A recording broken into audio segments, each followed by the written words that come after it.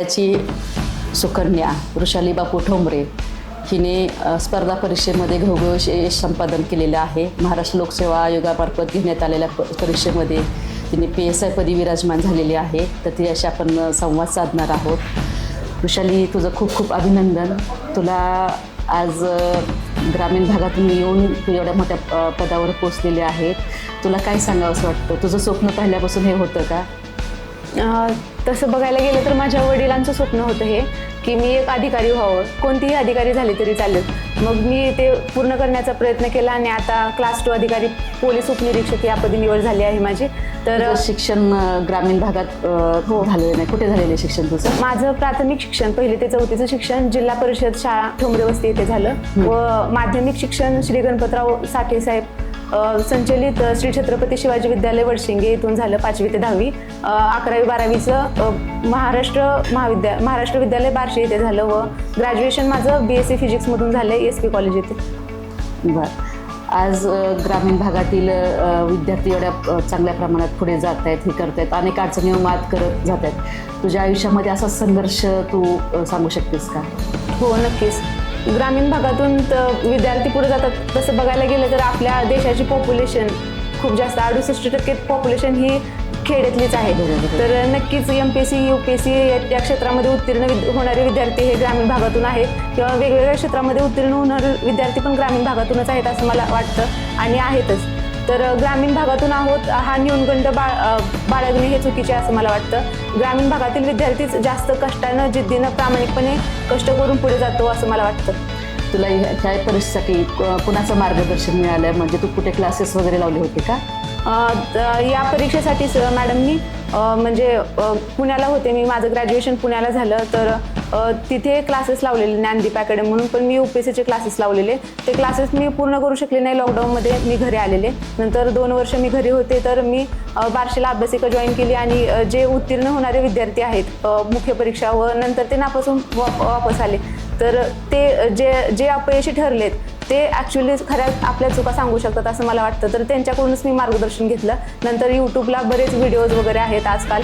तर तिथून मी बघून पुस्तकं वगैरे तिथून बघून मी विकत घेतली आणि तिथून अभ्यास केला. मी क्लासेस नव्हते. PSI पदावर विराजमान झालेले आहे. ह्या बाबतीमध्ये शक्यतो मुलींना ग्राउंडला त्या परीक्षा पास होणं अवघड जातं. ह्यातील काय तुझं उदाहरण सांगू शकते की तू ग्राउंड कसं हँडल केलं? मॅडम 2021 पासून ग्राउंडचा जो मुलींचा क्रायटेरिया आहे तो चेंज करण्यात आला आहे आणि त्याचंच कारण म्हणजे 2021 मध्ये खूपच कमी मुली PSI झाल्या किंवा त्या ग्राउंड खूप जास्त मुली नापास झाल्या ग्राउंडमध्ये. तर नंतर ग्राउंडसाठी मला पण म्हणत होते खूप जण, हा खूप मोठा संघर्षाचा काळ होता की तू पूर्व परीक्षा पास झाली, मुख्य परीक्षा पास झाली, पण ग्राउंड पास होणे काही तुझ्याकडून शक्यच नाहीये. कसं शक्य नाहीये? पण मला माझा स्वतःवरती विश्वास होता की मी नक्की पास करू शकेन.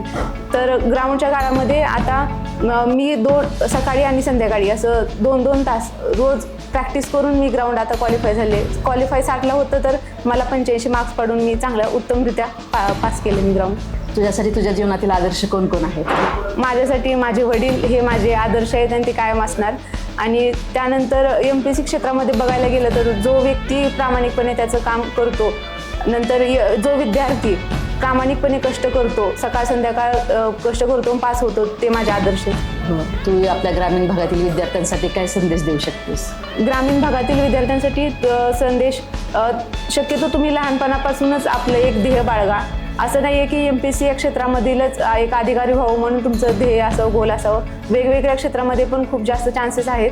तर 10वी झाले की आपल्याला डिसाईड केलं पाहिजे की आपण काय व्हायचं आणि तिथूनच आपण तयारी केली पाहिजे त्याची. ते मी जसं सांगितलं की अर्जुनाला जसं फक्त माशाचा डोळा दिसत होता तसंच तुम्हाला फक्त ते ध्येय दिसलं पाहिजे. मग नंतर तुम्हाला लवकरात लवकर ते मिळवण्यासाठी तुम्ही कष्ट करणार आणि ते तुम्हाला मिळणारच. म्हणजे तुझा सांगायचा ग्रामीण भागातील विद्यार्थ्यांना एक तू सांगू शकते की ध्येय जे डोळ्यासमोर ठेवलेलं असेल तर कष्टाची काठी जिद्दीच्या जोरावर तुम्ही ते ध्येयापर्यंत पोहोचू शकता. तुम्ही ग्रामीण भागात आहात म्हणून तुमच्या मनामध्ये कुठलाही न्यूनगंड न येता तुम्ही चांगल्या पद्धतीने कष्ट केलं आणि त्या ध्येयाकडे वाटचाल केली तर तुम्ही यशस्वी होऊ शकता. आज वाड्या वस्त्यावर शिकणाऱ्या ग्रामीण भागातील आमच्या शाळेतील छत्रपती शिवाजी विद्यालय वडशिंगे येथील आमच्या शाळेतील शिकणारे विद्यार्थिनी आज PSI पदी विराजमान झाले. खरंच वृषाली, तुझा आम्हाला खूप खूप अभिमान वाटतो. तुझा सार्थ अभिमान आम्हाला, आमच्या शाळेला आणि आमच्या ग्रामीण भागातील सर्व विद्यार्थ्यांना आहे. आमच्या भागातील माडा तालुक्यातील माडा परिसरातील विद्यार्थी कुठल्याही गोष्टीत कमी नाही आहेत, हे तू दाखवून दिलंस.